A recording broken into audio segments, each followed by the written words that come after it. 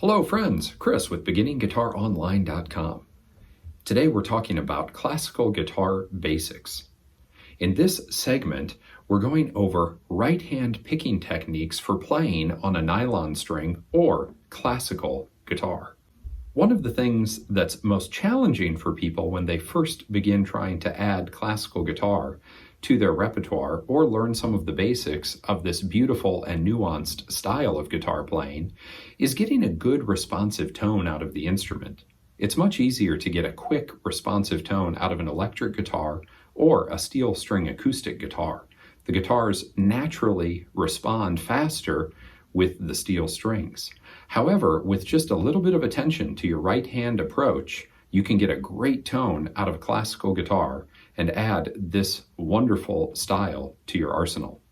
First things first, with classical guitar, we want to talk about some posture pointers. We want to make sure we're sitting with our shoulders level and that our feet are flat on the ground with the exception of the left leg elevated on a footstool to raise the guitar up at this somewhat 45-degree angle of the neck, or using one of the myriad contraptions available out there, such as this guitar lift, which fastens to the back of the guitar and elevates it into this seemingly floating in air position that allows me to stay totally relaxed in my upper body, allows my arms freedom of movement, and keeps the guitar at the most advantageous playing angle for classical guitar studies.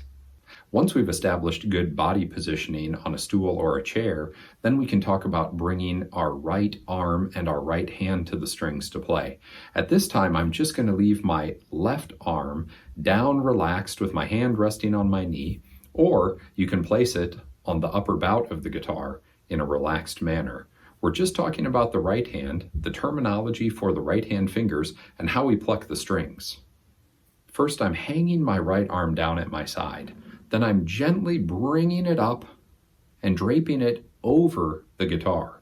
You'll notice that I'm positioning my elbow just beneath the bridge line. Practicing in front of a mirror can be a great way to get some feedback for these initial setups.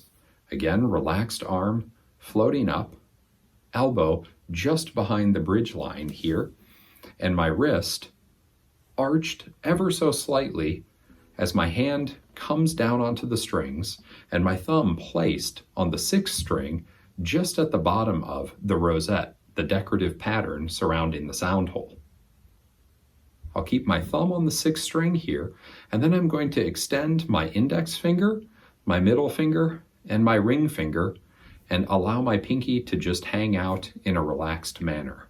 The terms for the right hand are pulgar, indice, medio, annular. And we won't be using our pinky to pluck the classical guitar strings. Let's recap that one more time.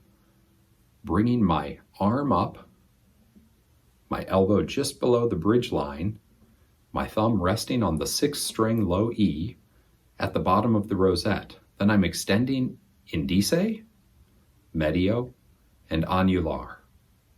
Now I'm going to slightly curl them back and find my third string G with indice.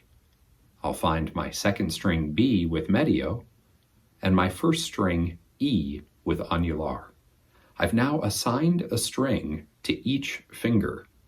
Pulgar on the sixth string, indice on the third string G, medio on the second string B, annular on the first string E. And here with a close-up view of my right hand, you see how the placement of the fingertips, a good view of pulgar, indice, medio, and annular, shows that we're contacting the string at this kind of 45-degree angle. We're lightly resting that connection where the nail and the flesh are at the end of the fingertips on top of the strings. Then we'll sequentially move through the fingers as we play our first arpeggio on an E minor chord.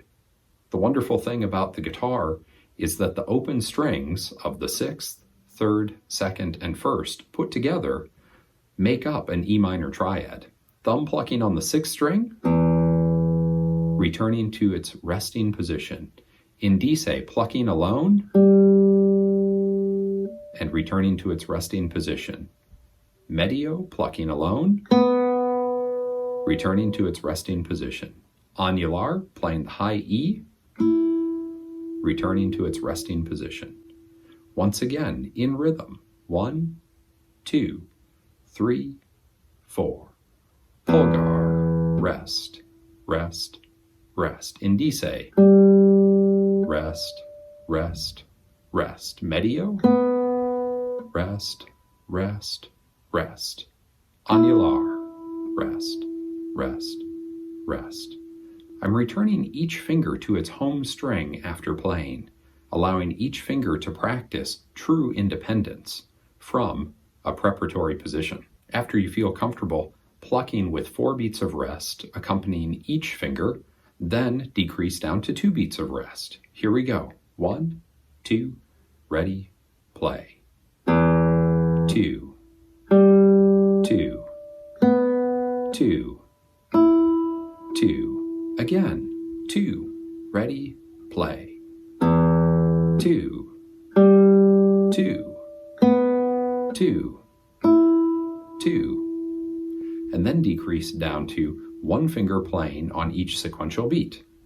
We'll have 4 beats, 4 fingers playing. 1, 2, 3, 4.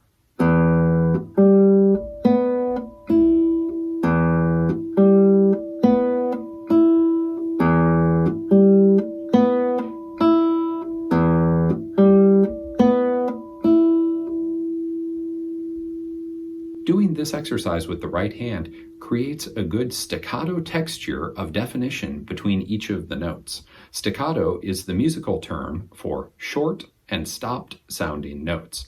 You hear that between each note, even though playing sequentially, there's a decent bit of space given. Each finger returning to rest position on its home string. Rest, rest, rest. Rest, rest, rest. Rest, rest, rest. Rest, rest, rest. Now with 2 beats of rest in between each return preparation. 1, 2, ready, play. Rest, rest, rest, rest. Ready, play. Rest, rest, rest, rest. Ready, play. Rest, rest, rest, rest. Now with no beats of rest between each return preparation. 1, 2, ready, play.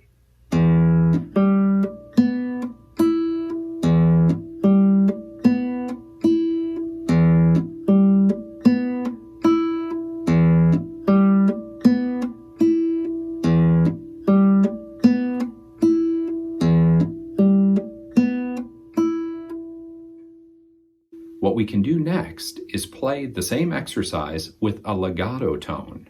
And this ability to control your staccato playing and your legato playing is a fundamental classical music principle. Adding the legato tone to the right hand, we're going to simply play with each finger and not return to its home bass resting position on its home string.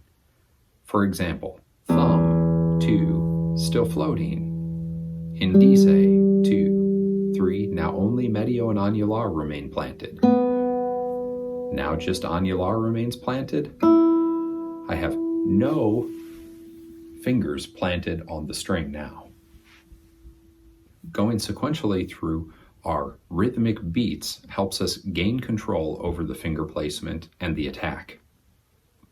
Again with 4 beats of rest and legato finger strokes. 2, 3, 4.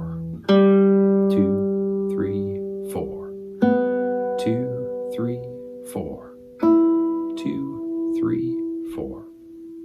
We hear all the notes kind of coalesce together. They're all joining each other and ringing out into that broken, arpeggiated E minor chord. All the strings together, if plucked, would sound that resonant E minor chord. By playing them sequentially, we call that an arpeggiated chord. And now with just 2 beats of rest between. 2, 2,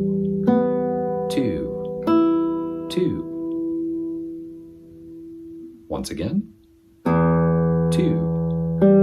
2, 2, 2. And now, with no rest in between each of the sequentially played notes. 1, 2, ready, play. Rest, rest, replant again. Rest, rest, replant again. Rest, rest, replant again. As you work on playing with a good legato tone, first try to allow the thumb to replant, even though we will allow indice, medio, and annular to play unsupported. Finishing in that closed towards the palm of the hand position. Once again.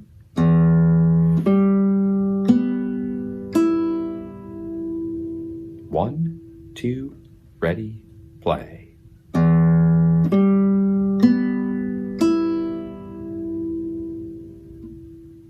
And here we'll be playing with the thumb not returning to the 6th string as well. Replant. 2, ready, play. Replant. 2, ready, play. Replant. 2, ready, play. Replant. For many guitarists who already have a good knowledge of chords in the left hand established, you can experiment with playing this forward arpeggio pattern on a number of different chords with your left hand. Really, more than any of the other guitar styles, the right hand is what it's all about in classical guitar playing. In the second portion of classical guitar basics on the right hand picking pattern, we're going through different combinations of that right hand arpeggio. Here, our thumb is now going to traverse through the bottom strings, and we'll play that E minor arpeggio on the top, but with a walking thumb pattern. Example number 1. Rest, rest, rest. Replant, thumb on 5, rest, rest, rest. Replant, thumb on 4, rest, rest, rest. Replant, thumb back to 5, rest, rest, rest. Replant, thumb back home to 6, rest, rest, rest. Replant. Here we go, our walking thumb arpeggio pattern once again. 1, 2, ready, play. Rest, rest, rest. Thumb to 5, rest, rest, rest. Thumb to 4, rest, rest, rest. Thumb to 5, rest, rest, rest. Thumb to 6, rest, rest, rest, and replant. As always, as you continue on your journey of learning more about right hand independence and right hand picking patterns as they relate to classical guitar playing, know that the benefit will spread across to all the other styles of music you may already play or may be interested in playing in the future. A well-developed right hand can help you play country music on an electric guitar exceptionally well. It can help you when you go to learn slide guitar playing on an electric or acoustic guitar. It can help you when you go to learn a lap steel or pedal steel guitar. A well-developed right hand is also the hallmark of all of the best fingerstyle acoustic guitar playing. If you haven't yet, click subscribe below, send us a comment or question, and please visit us at beginningguitaronline.com. While you're there, sign up for our newsletter and check out all the educational resources we have available to you. Thanks for watching.